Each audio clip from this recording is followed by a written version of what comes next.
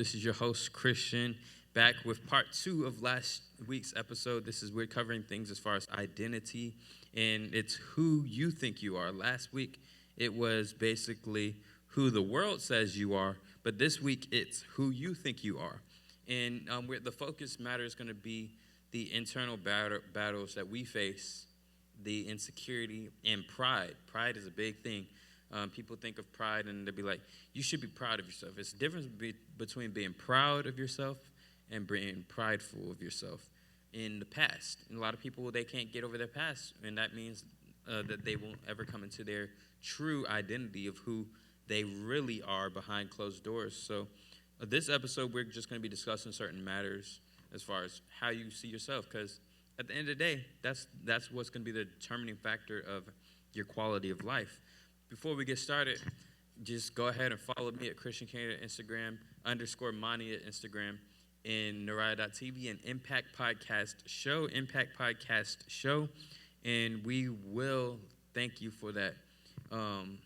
Also, just subscribe to this channel, turn on post notifications, and you'll be notified whenever the latest episode drops. So, our opening question, it says, when you're alone, how do you really see yourself? I would say for me, when I'm alone, how do I really see myself? I really see myself as one, a child of God. That's how any Christian should really see themselves. But you got to really, it's really a deep question, because the only time you really see your own identity is when God isolates you. And I'm not sure if I can really just answer that question just on the top. Yeah, but. Okay, this is real transparent, but just weak. Like, not in a sense of like, oh, like sad and I can't do anything, but like, it just makes me realize how much I need God to breathe, to make decisions. I need him to guide me. So, yeah, just weak. Yeah. I feel the same way, to be honest, like, because that's one of my main things I pray about. It's like, within yourself, you know what I'm saying? You might not even show outside, to be honest, but it's just certain stuff like, like it comes with the last episode, like the thinking of how people would think of you, because I might find myself, like I might know I don't want to do something, but the crowd want to do it, like not nothing bad or nothing, but it's just a matter like I don't want to do it.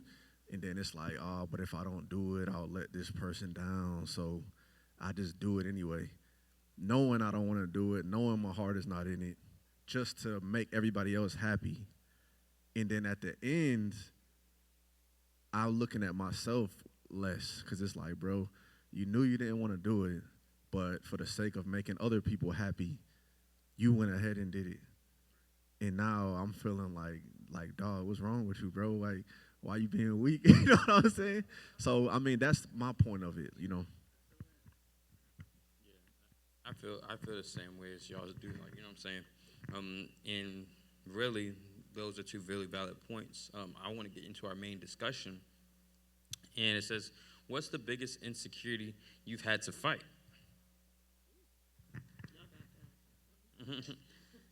I think the biggest insecurity I've had to fight is probably,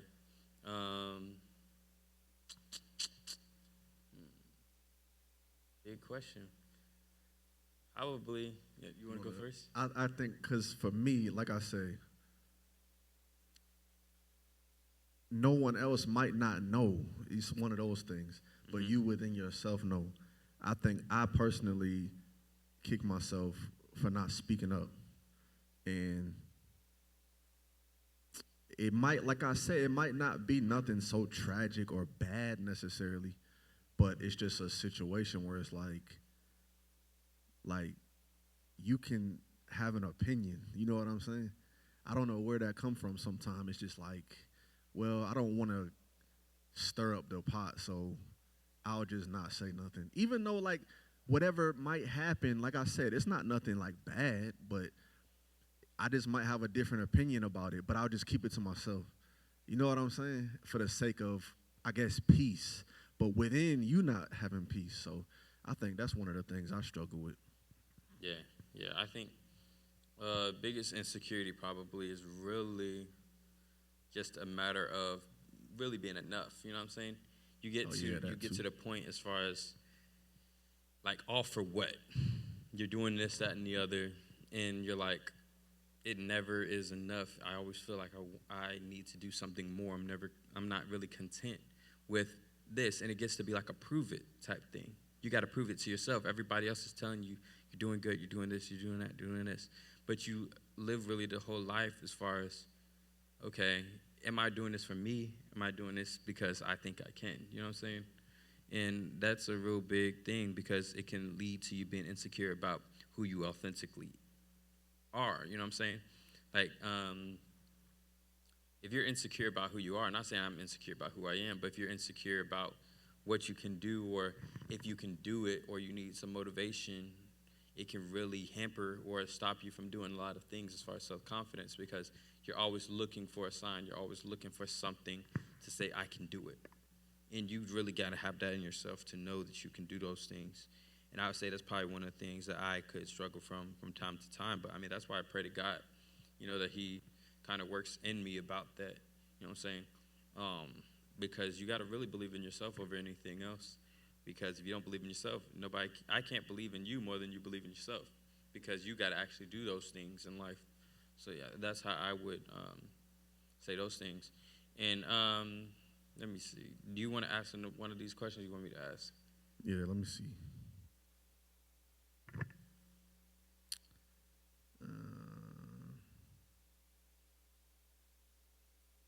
Guess we'll go with this one. Do your past mistakes still try to define you? Do your past mistakes still try to define you? Now, for me, I would say, yeah, it tries to creep in because you might have made a mistake. You know what I mean? And it's kind of like what you said about, like, I guess you were saying, like, am I enough or whatever the case is. So you might have made a mistake or whatever, or made a bad decision. So now you got a chance to do something else, like completely different, a whole nother season later. But then you think into your head, like, man, I don't want to mess this up. You know what I mean? So now you kind of tread on making a decision because you like, well, at least for me, it's like paralysis. What they call it, like analysis paralysis, where you're so busy like analyzing it that you don't make a move. And I think that's how my past creeps up on me. Like, I'm like, bro, you messed this up last time. You could have done this different last time. So, like, just sit back, bro, and let somebody else handle it that can handle it. You know what I mean? Yeah, exactly. But it's like just negative self-talk sometimes. But And I think that with that, for me, it's your past can only define you if you let it. Unless you have somebody that's in your life that just won't forgive you. But if you got somebody in your life that won't forgive you or they keep on holding your past over you need to get them out of your life if you're trying to move forward. Exactly. But in this instance that I'm saying is if people are over your past or if you have made a mistake, let's say financially, or you've done something that it's like, okay, you have a bad past, it only defines you if that's what you believe about yourself. So that's the only thing that's going to hamper you, like, as far as feeling enough. Let's say that you made a bad financial choice and you got to the point where you were homeless. And you're not homeless anymore, but now you can't do things because you're scared. And it kind of, like you said, it kind of stunts where you can really go. It stunts your next step. So you really, even in church, a lot of people in church, they can't move to that next level because they're too busy in the back of their mind. The enemy keeps replaying what they used to do, what they used to say. But that's not God. God doesn't work like that. Like, God doesn't say because you did this, you're not qualified, or you can't do this, that, and the other. He wants to know, will you drop everything and follow him? Will you go and sin no more? Will you move forward and do his will? That's what he's worried about. God is not the one replaying your past saying, if you do this, remember, I still know your past and I'll strike you down. God's not doing that. Now, God does, he'll say, okay, he brought you out of this. But if you make this choice to go back to your past, then the wages of sin is death. And now you are aware of those things. Like some people did things in their past, they weren't really aware of it. But then if you're aware of those things and you still commit those acts after deliverance, then it could be a different story. So, but back to basically not letting your past mistakes define you is you can't kick yourself over a mistake. If you've went to a football game and you dropped the game-winning ball, you can't just say, okay, like Mark Andrews, if he dropped the ball at that game which cost him the playoffs and then said, I'm just going to retire and give up, that wouldn't have been good for him because it would show he was a quitter. So you just got to go in next season. Sometimes people might hold it over your head. You'd be like, you dropped the ball. You did this. You cost us the Super Bowl. But you got to believe in yourself enough to know that that doesn't define you and you still love playing football. But you might have made a mistake. Everybody may have seen your mistake. But you got to push it. You got to keep it pushing. Sorry. Now, I was going to make a quick example about something that came to mind. And I'm not even going to use people out the Bible. I'm going to just use, like, people that we know, like, in the media and stuff. So, for example, like, when you look at, like, politicians or leaders or, like imagine Donald Trump, right? Like, think of this, though. Imagine, like, he know he made mistakes. You know what I'm saying? He know he might have said something stupid or whatever the case is, but he don't care, bro. He gonna do it. He gonna, like, look, this what we doing. Even though you just messed us up bad, he still keep moving. Yeah. And, like, you got to respect it, though, because it's like, if I had that confidence, like, and we haven't even done half of the mistakes that these people have done. You know what I mean? Yeah, but they don't care, bro. They like, oh, well, I messed up, but, oh, this is what we're doing next. You know what I'm saying? Within the same sentence. And it's like leaders, CEOs, they all, like, carry so much on their back, and they don't make the right decisions every time. But yet they're, like, conditioned, like, that's a part of it. Like, people gonna hate me. People are gonna dislike my leadership, my sternness. They're gonna dislike the decision I'm deciding for us all to make. But who cares? Like, this is the direction we're going, you know? So. Yeah, like, they'd be like, dang, I just cost 50 people their job. But this is what we're gonna do next. It'll be good for the future, though. You know what I'm saying? He's like, he has an end goal in mind. But no, yeah, definitely. I feel like my mistakes definitely try to define me from the past. Whether it's my own, I feel like most, you know how everybody be like, who's the enemy? Sometimes it's just your own thoughts that's trying to. It'd be yourself a lot of times. Yeah, it'd be like, but then that's why it's good to have people around you that support you and remind you, like, wait a minute, you're not who you used to be. You know what I'm saying? So, yeah, and that's why it's good to kind of not hang out with the people that you may have basically had a past with. Like, let's say this.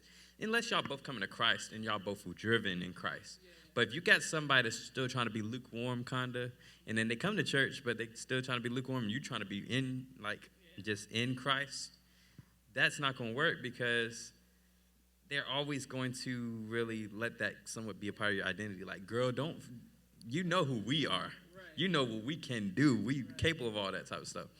And they'll always remember and leave a piece of what you used to be. Even if like, you're a type of person where you have a strong identity in yourself and you don't do those things, but you still keep people that you did those acts and are continuing to do those acts in your life, they are going to keep that thing in your mind, even though it's going to be in your mind anyway because it's a part of you.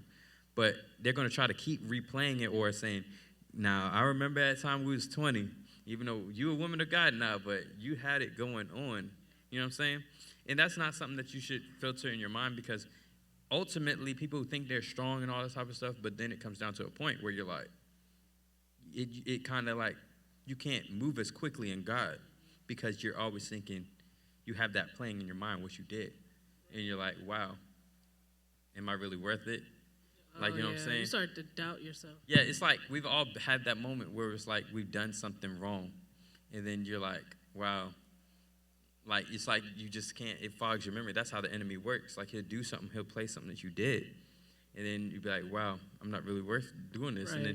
And then it's somebody you're supposed to bless. And ultimately, that's worse. If you, like, let's say you're ministering to somebody, you're trying to speak to somebody in public, or it's a Taco Bell, and you're trying to speak to somebody about God, and then all of a sudden it's a memory you have of something you did, and then you're like, yeah, I don't even feel enough. You're going to be probably charged more in God for not doing it in that moment. When God delivered you from that, you're no longer doing those things, but now you don't feel enough and you didn't minister to that person. So now they're going to go home and never give God a shot, when you was really their final shot of hearing God. Then when you was actually doing those activities and came to forgiveness, because once you're forgiven and you move away from it, that's it. You know what I'm saying? But if you are still living in your past and letting your past define you, you're going to mess up with God, because it's people he needs you to minister to. And if you live in back then, you can't properly be in that space.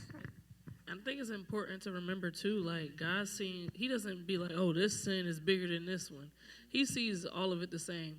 And if you think of it like this as well, every day we all sin no matter what. Like, even when we try not to sin. Even if you say you did something. So if you think of it like that, like, okay, you did a little sin, but you just kept going on with your life. Think of all of your sins like that. Like, just ask for repentance. Don't dwell in it and do it over and over, and just keep, move on with it. Yeah, I'm like, that's the crazy thing about life. You'd be like, oh, I did so good today. I didn't do this. I didn't do that. I was like such a good thing. And then God, if like let's say that you went to judgment or something like that, and God would be like, that day you thought you had it all together. You'd be like, wow, I didn't even realize. You know what I'm saying? I did X, Y, Z. Like even if I try to do good, evil's there. You know what I'm saying? So that's just how it is in life. That's where you got to die daily and repent. Let's do one more question in this episode. Let's see. Oh, you want to go? Yeah, let's do one of those.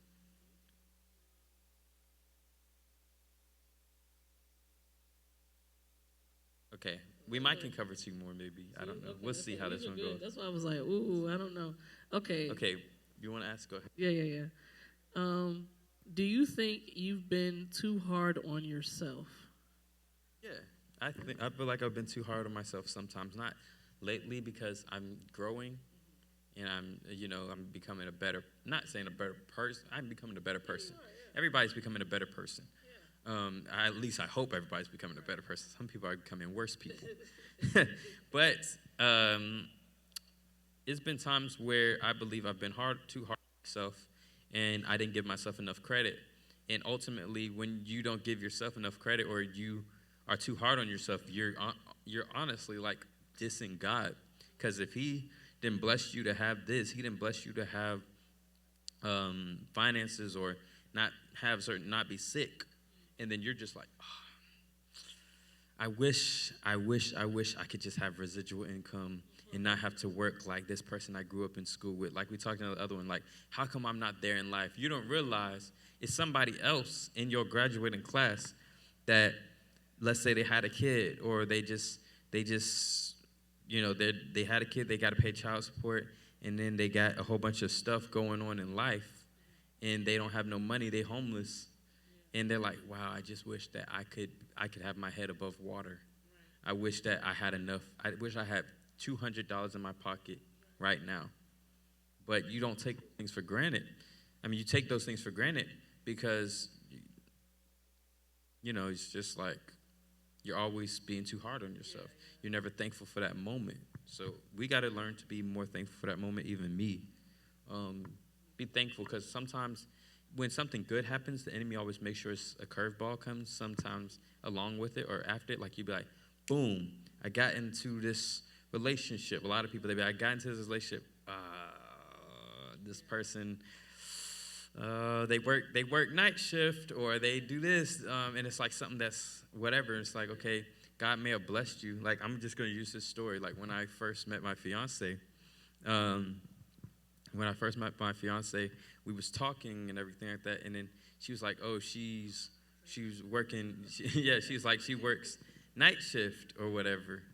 And I was like, oh, I don't really want somebody to work night shift, because then I can't ever go on a date or whatever like that. And then she was like, okay, da-da-da. But guess what? I didn't count it out already, because I came with the open mind. I was like, okay, well, let's give it a shot. And then, God worked it out. now I'm about to get married. So things worked out. So that's what I came to encourage y'all. Don't be too hard on yourself. Don't be too hard on others, because some circumstances that comes with a curveball, if I would have just taken that curveball and said, oh, she works night shift? Nope. Oh, that's it. I'm not even going to entertain it. Then I wouldn't be in the position I'm at today. But I gave God a chance to cook. And that's why I'm where I'm at. The ultimate chef. Yep. But no, I definitely have been too hard on myself in general. I think just being the oldest, and then just, I don't know. I put a lot of stuff in my own head. My mom always has to remind me, like, Imani, like, you're doing a great job. Like, relax. So I just think that that's something that I am, like, it's going to be a lifelong thing. But I definitely have grown in it. Like, you know what I mean? Like, okay, after every accomplishment, I don't have to be like, oh, what's the next thing? Actually, it's sometimes it's so bad. I'll be in the middle of me about to accomplish something, thinking about what I can do next. So instead of taking time to like you said, let God cook just in a different way. It could be something that He planned next for you, but you're like, oh, I'm gonna do this. It's like, just relax and let me lead you. You know. Yeah, so in the natural, I'll probably sometimes be hard on myself, but spiritually, I don't think I'm hard on myself, because I want to give my all to God. I mean, I try not to overestimate myself in situations. Like, I've learned to be truthful, and not be a hypocrite, and, like, you know, in my prayer and things like that, like, just let it be known, like, God, I can't handle that. Like, I'm going to fall in that situation. You know what I mean? So, well, I guess in that aspect, I don't know, man. But I understand what you're saying about the whole accomplishment thing, but I don't know if I would call it being hard on myself, because to me, you kind of know what your goals are and things like that. So, I just can't settle and just be comfortable yet. Like, maybe I am being too hard on myself, I don't know, but I'm not set up enough to be comfortable and relaxed in my mind. You feel me? I got you. I got you. Maybe I am being hard on myself. I don't know, Yeah. But I know we're about to wrap up. Can I share this before we wrap up? Okay, you sure? Okay. It says, God says, I'm created in His image. These are just some things that God says about us in His Word. That's in Genesis 1:27. God says, I'm a loved child of the Most High God. That's John 1:12. God thinks I am beautiful. That's Songs of Solomon 4:7. And then the last one, when God looks at me, He sees the righteousness of Jesus. That's 2 Corinthians 5:21. So if you're like feeling like there's nothing, I don't know what to look at myself as. I don't know. Mm-hmm. You can go to His Word and He'll tell you what you look like. You know. So yeah, exactly. And that's really, before we get out of here, that's really our turning point question to lead into next week. It says, when did you start realizing your mindset needed to change? And that's really when, like, kind of a mixture of what we all were saying, like even with Darren when he was saying that you still need to have standards for yourself and have something to aspire to. But like you said, where you shouldn't be too hard for yourself, where you always have a desire for, what can I do next? I've climbed this mountain. Mount Everest is the tallest mountain that's in the world. I need to go climb the tallest mountain on Mars. You know what I'm saying? You don't always have to do those things, but you gotta realize that ultimately you gotta be content in God and what God has for you. If God says your goal for life, your mountain is going to be preaching to 2 people, and that's your mountain in life. You got to be content with that goal. You can't say, I know God said I could preach for 2 people, but I'm gonna go and try to apply for this job and become a mega church pastor. Then you're out, if they accept your application and you're preaching to millions of people online and in person, you're outside of God's will. He'd be like, that's not what I wanted. I wanted you to preach to those 2 people. you're saved, and yes, come on in. But you're going to be in a shack in heaven yeah, because, you could have had this. or even, it's a thing called obedience is better than sacrifice. I'm not even sure if you might get into heaven for that. Even if you preach to millions of people, it's going to be many that come and say, I prophesied and, cast out demons in your name. But God will use the vessel. He'll use you. But if that's not your goal, if your goal was not to be a mega church pastor, even though you may have preached your whole church into heaven, but God, that was God, not you. That's so crazy. That's God, not you. God spoke through you. God can use a donkey. So he can, if you're going to do it and be a mega church pastor, all your praise is coming from the congregation, basically, and God speaking through you to preach them into heaven. But ultimately, God wanted you to preach to those two people.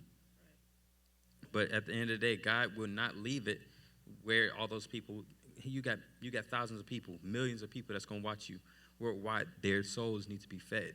So he's not, if you're in the position to feed, to where God can feed their souls, he's not going to really stand back. But if you're not supposed to be there, God's going to be like, okay, well, I'm not gonna leave these people starving, but at the end of the day, it don't mean that you get into heaven if you're preaching if you're not supposed to be over this mega church and you're supposed to preach this two people church. It's so good. It's like God will use your disobedience for other people's sake. That's a whole nother thing. Yeah, but thank y'all for tuning into this episode. I hope y'all liked it. We have the third episode coming, and that's the finale of this little series. Not the ultimate, not the whole series, not Survivor Series, but this little 3-part episode. So just make sure y'all like, tab, subscribe to this channel, turn on post notifications, tell somebody else about this show, and we'll make sure that we get back with you. You can follow Christian Kennedy at Instagram _Monty on Instagram and Naraya.tv. Yep. And That's still your page? Yeah, I didn't change it since then. I need to change it for real though, but anyway. But I mean, yeah. Just while it's Naraya.tv, make sure y'all follow. It ain't much of a TV page any longer. It's more so just a personal page. But hey, it was good. It was good while we had it, right?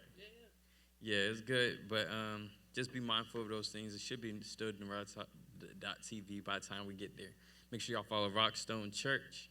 Rockstone Church, and you will have the church information and Impact Podcast Show.